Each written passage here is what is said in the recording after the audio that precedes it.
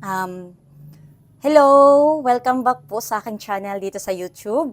Ngayon po ay ibahagi ko po sa inyo kung ano ang ginawa ko upang mawala yung aking entity violation dito sa Facebook.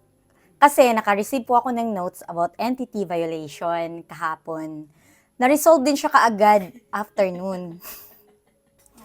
Ang nakakatawa lang po noon sa aking entity violation kasi nung pagising ko lang, pag open ko kaagad, may entity violation kaagad ako sa Facebook.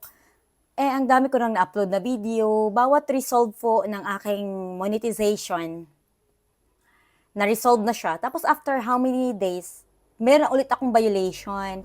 So ang ginawa ko, kunyari ito yung cellphone, niyugyug ko siya.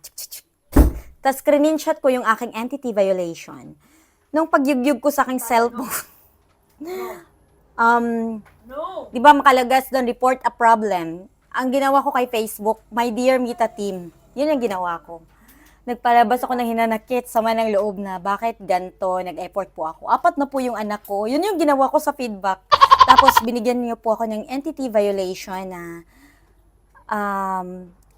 ginawa ko lahat ng effort, naka-disappoint po.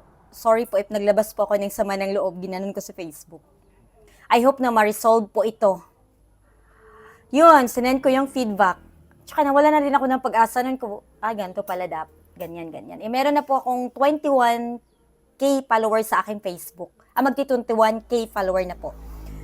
After nun, na-sold po siya. Na eligible na po ulit yung aking page. So, ganyan lang po guys. Wag lang po kayong mag-give up.